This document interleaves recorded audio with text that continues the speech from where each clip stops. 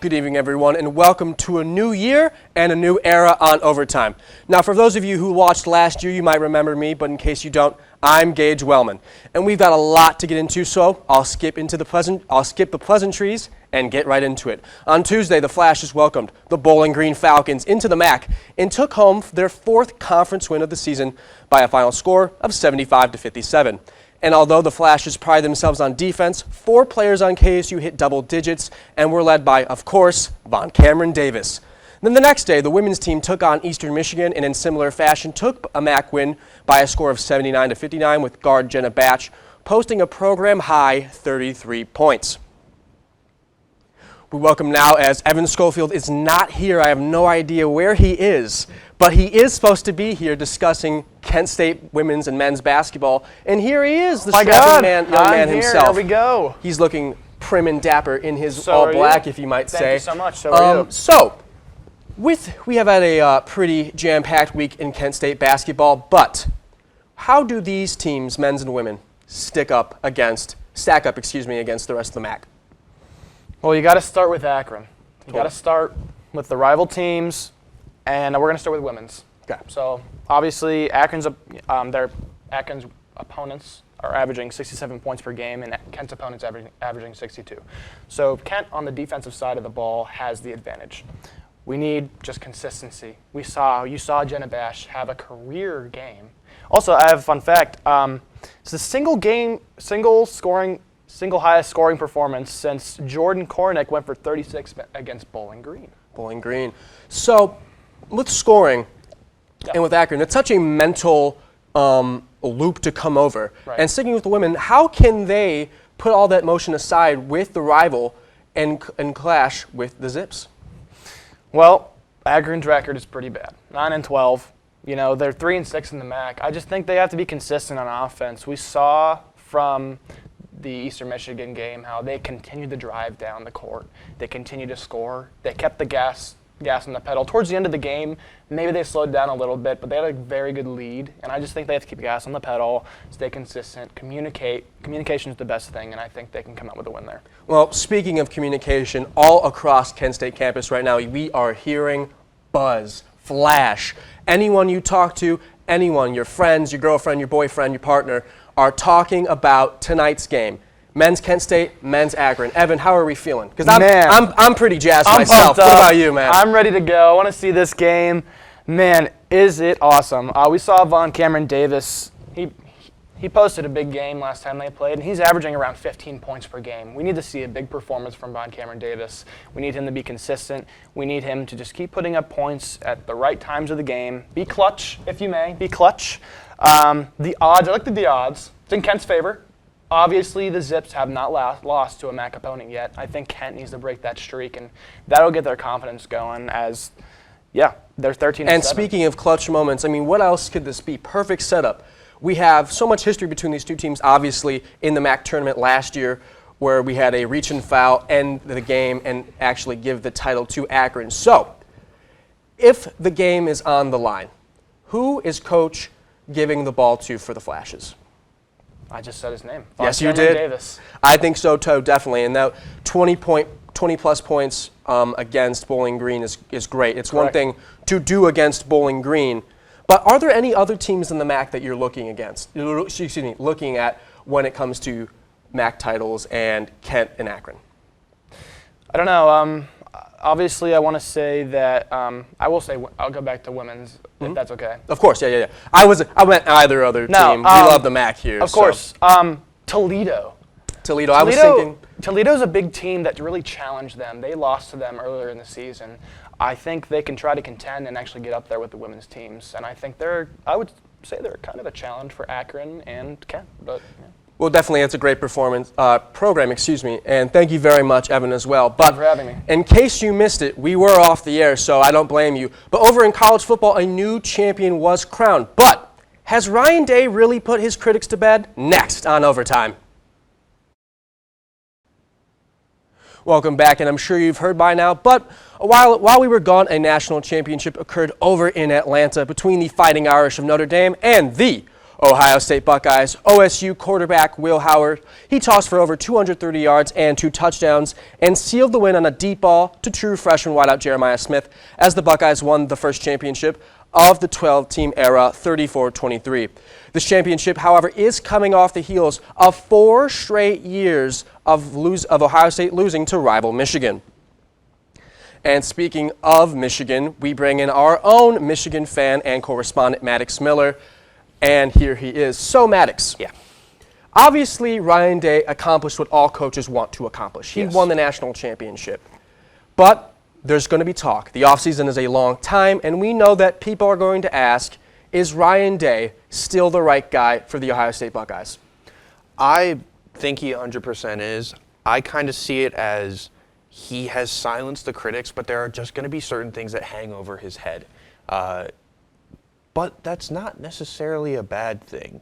OSU went, 15-2 Yes. on their national championship run.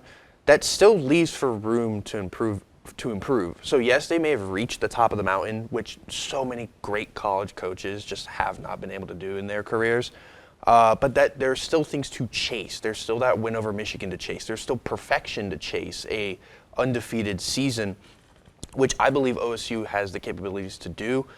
I do think going into next year will be very interesting because this was an extremely talented Ohio State roster, and they're going to be losing a lot of pieces on both sides of the ball. But they do have the best wide receiver in the country, and he should only get better as he gets more comfortable in the system. But quarterback is going to be a big question. I do think, for the most part, though, if you are a critic of Ryan Day, you can't sit here and be like, yeah, but he's lost to Michigan 4 times. Like, yes, the rivalry game, the game, is super important. But at the end of the day, every single team is chasing after a national championship, and OSU has accomplished that. And now for the 2 times in the past 10 years, they've been the first team to win in the 4-team playoff and now the first team to win in the 12-team playoff. They are setting the precedent of what it means to be a champion. Well, one thing, though, and it's undeniable, they have Michigan, they have the number 1 quarterback commit in Bryce Underwood. They're only going to get better. And last year, they only went 7-6. With 7-6? 8-5. 8-5. Thank you. Which is a great record, and you have wins against Alabama, Ohio State. The Indiana game even was a close game as well. I can't help but think that the momentum is swinging towards Michigan, and if Michigan were to beat Ohio State in 2025, and Ryan Day doesn't have the performance he had in 2024, is he gone in 2026? Yeah. So the tough part for Day is yes, there's so much success, and everyone's like, oh, how could we have possibly thought of getting rid of this guy? But at the same time, when the playoffs started, it was, if Ryan Day does not win a national championship, he's gone. And he ran the gauntlet, and he did it, and that's really impressive. But now the question is, you're right, if he comes into 2025 and they lose to Michigan again, and they miss out on the Big Ten championship again, because that's another thing they didn't accomplish. They didn't even make the Big Ten championship. If they miss out on the playoffs, which that would take a really disastrous a nightmare scenario. On that would take a disastrous season. The question is, okay, yeah, Ryan Day with like an on paper best roster in the country, he did what he was supposed to do. Going into this season, which we have a lot of time before the next college football season, but going into the 2025 season, it's can he do it again, and can he do it better? Can he excel already a very good 2024 season? Well, I think when you look at the Big Ten bracket, I mean, Oregon's losing a lot. Yes. But there are some teams, and we're going to get into that I think Ohio State really has to look out for. Because we saw it in the 2010s, once after the high that came off of 2014. They lost to Penn State in 2016. Yep. They lost to Michigan State, I believe, in 2015. Yeah, Connor Cook, Michigan. Connor Cook, Michigan State. So when I see Ohio State, I see a championship caliber team, but that quarterback position has got me thinking there could be a new top dog in the Big Ten. Now, speaking of top dogs, those Penn State and Nittany Lions look pretty good, but I heard that you are not so confident about them. Okay. Penn State, first of all, took Jim Knowles from Ohio State. Very confusing. I get it. He's from the area. He has connections with Franklin, I believe. But to go from a national championship team to a team that has continuously been the runner-up to Ohio State, I think is a little confusing. Obviously, Knowles could excel in that position, and that could be what they need. we talked about it on overtime last season where they just have this they can't get the big game done. And obviously they won in the 12-team playoff. They won 2 rounds in the 12-team playoff. But it was very they should beat SMU and they should beat Boise State, duh. But when they get to the team where it's oh, here's their chance, they fall short again and again and again. I'm not sold on Drew Aller as a guy who can win the Big Ten and who can win it all, but Penn State is going to continue to be a top 5 or top 3 team in the Perhaps even Michigan. Yeah, the Nittany Lions are always going to be tough, and it'll be really interesting. I do think we could see a closer kind of margin. OSU and Penn State on the field could be a bit closer than in years past, and we could see a Saquon Barkley-esque upset in next season. Outside of the Big Ten, because we all, of course, like to talk about, in my opinion, the best conference in the world. But the prior past conference does have some pretty scary teams like Norris Sellers, South Carolina Gamecocks. What do you think about them? South Carolina is an extremely exciting football team because in years past, they have kind of felt like a quarterback away. And when they brought in Spencer Rattler, it was oh, this could be the guy. Rattler had his performances, but wasn't necessarily the guy that they want him to be. Lenore Sellers, though, he has that it factor. He has that killer instinct. He was only a freshman this year, and he should only get better as long as they can keep the team together because, in transfers and NIL and stuff, it's harder to keep guys together to build chemistry with. I do think South Carolina could be a sleeper SEC team, especially because I don't know how much longer this Georgia dominance is going to continue. Yeah, definitely. And we have so much time to talk. We only have so much time to talk about so many teams. But I'm definitely looking at the Florida Gators next season. Coming up, we switch from the championship on the collegiate scene over to the pros, where we have a familiar Super Bowl matchup next week, next on Overtime.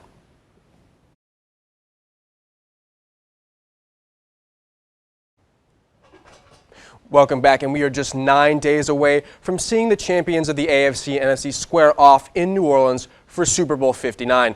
Patrick Mahomes has his team ready to play for a three-peat after he trounced the Buffalo Bills for a 4th time this decade in the playoffs, but their opponent is not too shabby. The Philadelphia Eagles, led by Saquon Barkley and Jalen Hurts, a talented defense, they beat up the Washington Commanders.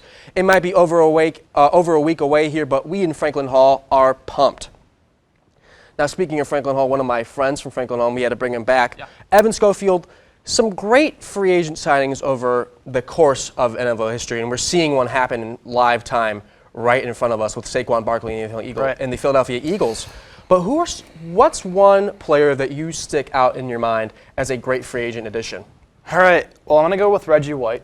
Definitely. Reggie White was such an exciting football player. He was explosive. He was able to just break through the line so easily. He tallied, 68.5 sacks with the Eagles. And then his 6 seasons in Green Bay, he got Pro Bowls. He helped. If I'm not mistaken, he had 68 sacks with both the Eagles and Packers. And opened up the door for free agency. A lot of folks don't know, especially in the younger crowd, if you were born in 2006 or 2005 like me and Evan, you don't know that free agency used to not be allowed. It was a dark taboo.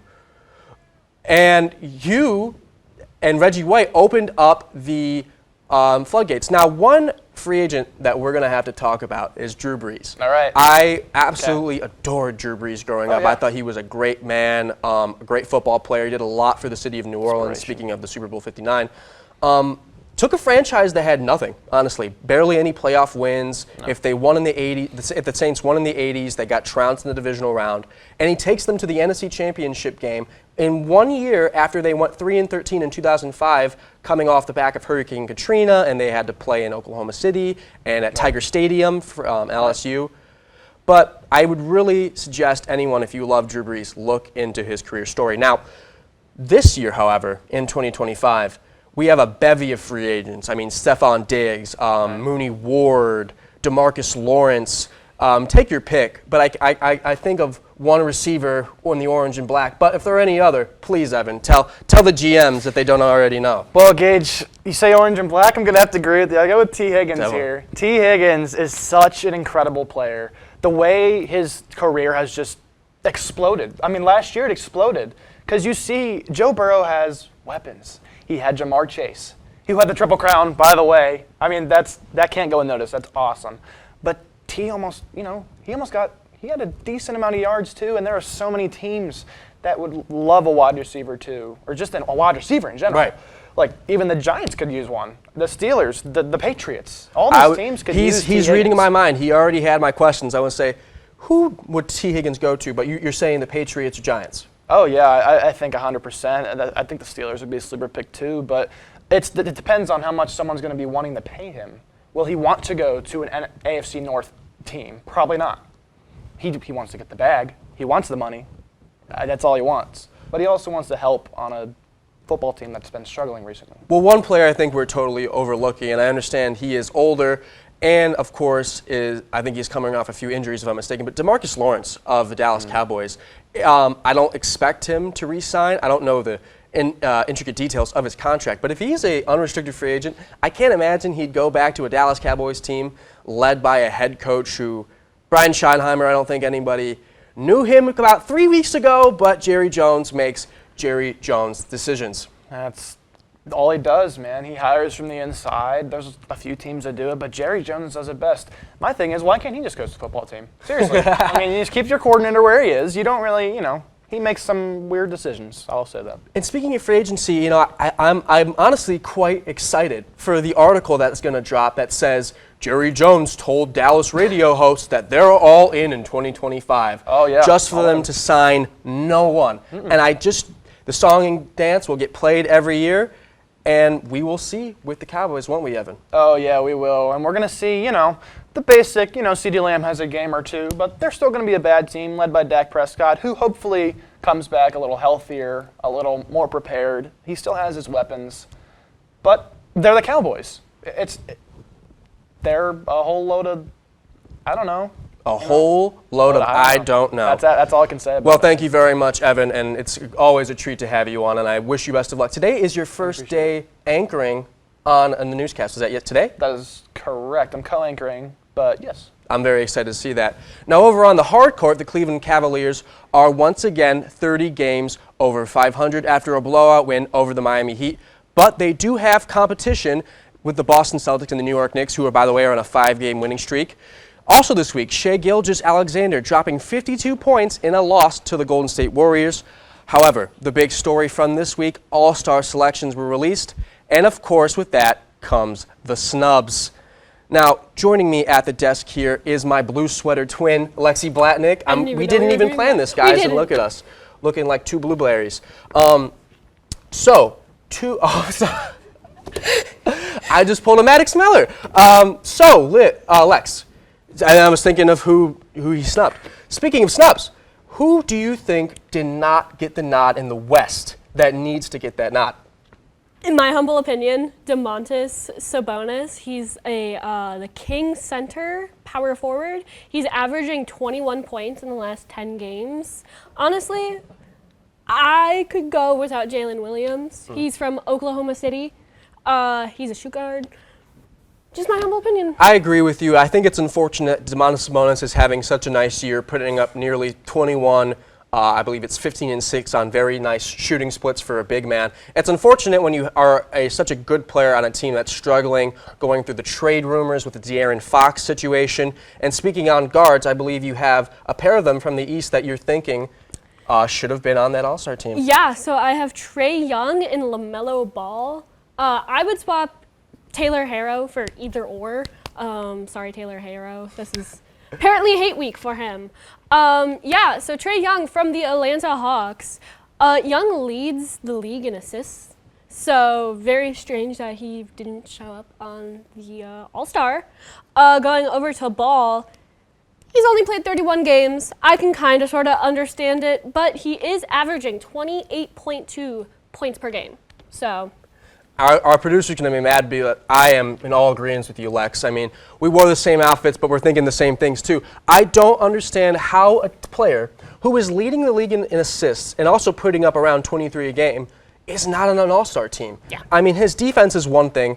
I believe it's been dubbed travesty by a few of my friends and colleagues here at KSTV. But honestly, I mean, when you have a guy who's putting up 23 and 10 on a team that beat the Cavs twice early on, I don't really see the Tyler Hero nod, but he is having a good year, and I would also look at LaMelo Ball. But moving on, one thing that a lot of pundits, and we all know the pundits and the bloviators and the speakers, they are concerned that Bronny James, point guard and son of the great LeBron James, is not in the right situation. Yes. He is putting up good numbers in the G League, but cannot seem to get it going in the NBA. Do you think he is in the right situation? And by what I mean by that is, do you think it is the right decision, whoever it may be, in the LA Lakers organization, to put him on the big league roster? My humble opinion, keep him in the G League, right? I feel like it would be so beneficial for the NBA teams to utilize their minor leagues. The NHL does it, the MLB plays it. It's just a good way for these young guys to develop. They're playing with kids their age, so there's no likelihood of injuries, right? There's only one other 20-year-old in the league, and his name is Bilal. Colaball. Thank you. I got you. Colaball. I was saying it just because I remembered in the cornucopia it's Colabali. But yeah, I mean, honestly, Bronny is a good talent. Anyone who sits down and actually sees him play, he is a good, nifty defender with a good three ball, athleticism, of course. He's the son of LeBron James. But this is a kid who came into USC, had cardiac issues, and obviously that's a tough thing to navigate, but once he was deemed okay to play, he was rusty at USC and didn't get any time at USC to develop, only played 1 year. It honestly seems this is a fast track, if you will. Yes, no, I 100% agree. I think it would be so beneficial. Keep him in the G League. Let him ball out. Let him kind of be a G League legend, if we will. Normalize it. There's no shame in having these younger guys stay in a lower league. There's no shame. And I don't know. I don't know if that's just because I'm from Cleveland. So I have a slight sentiment with the Cleveland Charge. So I don't know. I don't know how other cities necessarily look on their minor league teams. Well, I think one thing, Lex, is that you should totally get G League legend trademarked before someone takes it from you. But we have a bit of a fun game. We're headed to the end of our show, but before we go, it's a guessing game as we guess who in KSTV made these celebrity basketball starting fives. Coming up, overtime.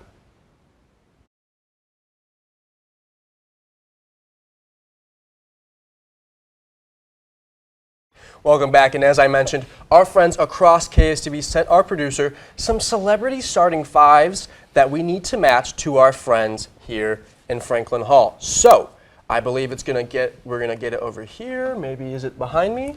There we are. Obama is Okay. Look at that little cam. The 44th President of the United States, Barack Obama, I knew it Timothy was Chalamet, Pete Davidson, J. Cole, and Mark Cuban. Jeez. We have a whole name bank here. I'm crossing off Jordan immediately. I'm also Yeah. crossing out Jordan Hiles. Yeah.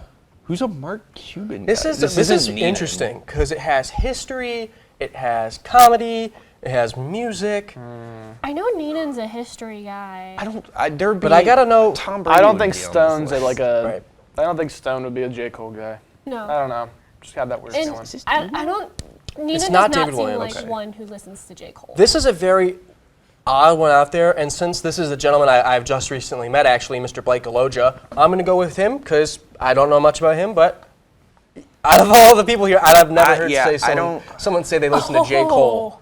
And it was David Williams. I was How gonna. about that? gonna I don't say even something. know. One of my closest friends I think here.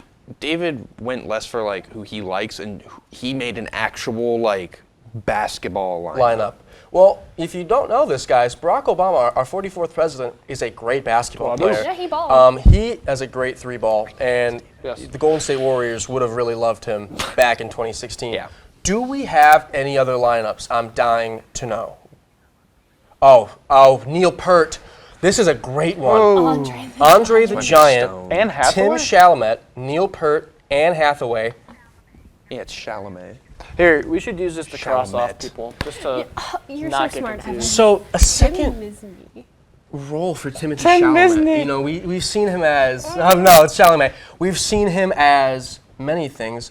I think this is Stone O'Brien because I know Because Andre the Giant, I think he's the only. It could be Leonardi.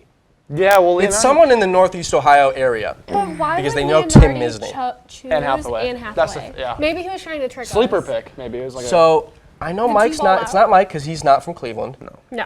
It's not Jordan because she's not from that area. I don't think she knows who Andre the Giant is.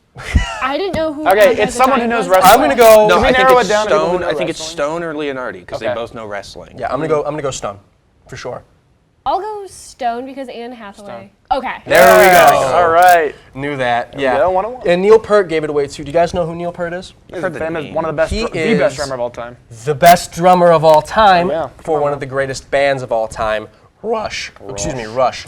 Now we have Kevin Hart, Tom Cruise, Okay. Ryan Reynolds, Jason Momoa, Shane Gillis. and Shane Gillis. There's a few comedians on here. Shane so Gillis. Here's Shane Gillis makes me think Matt Corrali Matt Crowley. or Yeah. Mike Lean in. Noonan. But They're both Notre Jason Dame Momoa. guys. I could see Matt Corrali being a Tom Cruise and Ryan Reynolds fan. Yeah. Those are two upbeat guys, kind of like how Matt is an upbeat personality himself, and Jason Momoa seems like a smart pick too. So I'm gonna go Matt Corrali. Yeah. Let's stick with Matt Corelli. And we have Blake Blake. Woj. All right. Okay. I did not think that. I'm unfamiliar with. Yeah, I'm with unfamiliar with the game. I'm a freshman. All right. He was here prior to We're me, 2 and but 1, man. 1 and 2. hit Yeah, us again. Well, we're 1 and 3. We have to have a perfect We're streak. 1 and 3. We have to have We have to 5. get Was them- it? Yeah. The Professor. Professor. Which one? Professor Stewart, Professor Baron Trump. Gretchen. This is Leonardi. This is Leonardi. Oh, this is a YouTuber I'm being told. Okay. This J. is Cole. Leonardi. Oh, so I get Adam Sandler, The Rock. son of 45th and 47th President Donald Trump, Barron Trump, and The Rock. and Dwayne The Rock This Johnson. has to be Leonardi. I also would like to go Leonardi because he's a guy that likes funny stuff, Likes and Adam wrestling. Sandler's a great funny comedian. What do you guys think as well? I think it is Leonardi because these are just Yeah. like picks he definitely chose Yeah. to like mess us up and be like, oh whatever. Like he definitely Let's stick with it. Let's go Leonardi. Yeah. Let's Baron see. Trump's like Come on now. 6'6", so Barron Trump is a very tall. Yeah! Young man. All right. There we go. it's the So- wrestling. It's the wrestling guys. There you the go, Rock The and Rock. Andre the Giant. Yeah. So we have two. We're 2 for 4. 2 for 4. Let's make it 3. Let's see. Vince Vaughn, Blake Shelton, Blake Shelton. Snoop Dogg, Gwendolyn Christie. That's such a deep cut, and the legend Miss Taylor Swift. Who would know So, about Gwendolyn Christie? Gwendolyn Christie. is That's Gwendolyn Christie? Gwendolyn Who's Christie that? is an actress. She Jordan? was oh, I'm blanking. Katie? What was that? Jordan or Katie, I think. I would think Unless Liv is. she was. What yes, are she Liv's? was. She was. Gwendolyn Christie was Brienne of Tarth. That's who that is. Oh. then And who knows- and then who Phasma knows- from Star Wars. Then who knows Game Oh. of Thrones? So who else likes That feels Game of like Thrones? Katie. Katie, Yeah. I think. I think we're gonna likes stick with Game of Katie. Thrones. Katie's the. She does. Yeah, she does. a But bunch of Mike stuff with Neenan that. likes Game of Thrones too. Mike Neenan does like it. And- but would he put Taylor Isn't Swift on that? wait? Is Vince Vaughn a Boston guy? I don't know. And Blake Shelton. Oh, Yeah. Blake Shelton's a. Joe said he was. Joe nodded his head. Really? Yeah. All right. I like Mike Neenan because I know he likes Game of Thrones too. I'm going with that because Well, I it's can't just- imagine anyone who's a Star If Wars it's Katie, fan I'm on gonna this cry. list. But. Well, you can pick her. Right? No. Well, it's No, still we're on this majority. together. so- Okay. All right. We'll let's go see. Neenan. Michael Neenan.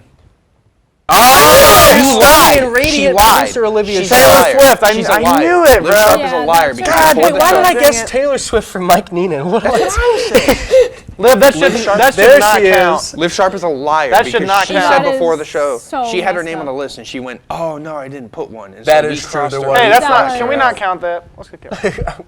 Let's see. We right. have to get 3. Bill Hader, Hader. Andy Oh, so many Samberg, comedians here. Jason Sudeikis. I am unfamiliar with this gentleman. Will Forte. Anyone familiar? Isn't that the guy with the eyebrows? I have no idea. If I'm not Well, mistaken. me and Maddox and Evan have eyebrows too, so it could Well, be a no, lot no, of no, us. like A lot of guys with eyebrows. I can't remember. And what then other- Keenan Thompson, I'm assuming Comedian of Keenan CNL fame or SNL fame. I've met him. CNL. I've met him. He's a cool guy. This could be Sophia. This could be Sophia. Does Sophia like a lot of like? Because those are kind of more comedian. Yeah, these are all. actor- I don't know. These are, I know believe, someone- a lineup of 5 stand-up comedians. If that's who Will Forte is. I feel like if it's Matt, if it's Katie, if it's Jordan, there's gonna be some sort of musical artist Right. on there. Okay. I'm going to go with Katie because she's a very funny person. She likes Okay, to make yeah. others laugh. Maybe she likes to pull from these 5 gentlemen for her comedy. So yeah, I'm going to go Katie Waggle. But I could be totally wrong. Are there any other picks like we can even So there's consider? Sophia. There's Mike Neenan, Jordan. Sophia Sonato, Jordan Hiles, Matt Crowley, See, and Katie Waggle. a lot of these are SNL. Yeah. Who's like Right, who's and big on SNL? Wednesday newscast, we were just talking about how much we love. Who? With who? I can't remember. producer, Michael I'm Neenan. useless. I know. No, Neenan was not in on the conversation. Okay. I'm putting Sophia Sonato. I kind of want to go Sophia. Let's see what we got. Let's do Sophia. Sophia. Hey, There we go. nice. That's a majority vote right there. All right. Coming back. There should be one more, but I forgot to make the graphic. Guys, now. Okay. We're hearing it. Write him down. Culkin, Macaulay Culkin, Michael B. Jordan, Mike B. Jordan, There's basketball. No, that's The Rizzler. Rizzler, Matt. Big Justice, It's Matt. Big Justice, and and Hosier. Hosier. Matt Corrali. Matt Crowley. Streets are saying I'll Matt see it. Corrali for this one, and I'll trust him. Are correct, it is Matt. There we go. I knew he would come up. So if we're not counting the point. one where We she got said 4. herself, And she lied to us. We got 4. technically, It's 5. Technically, it is 5. I mean, 'Cause- do we have one more? Or is that all the time we have? All we have, That is they'll make a determination and they'll tell you guys on next week's show. okay. all right. Well, to our friends in Portage County and abroad, that's all we've got on Overtime. But if you need more sports coverage, join us for Sports Corner at Monday, 8 o'clock. I'm Lexi Blatnick. I'm Maddox Miller. I'm Evan Schofield. And I'm Gage Wellman. Thank you very much, and I'll see you next Friday.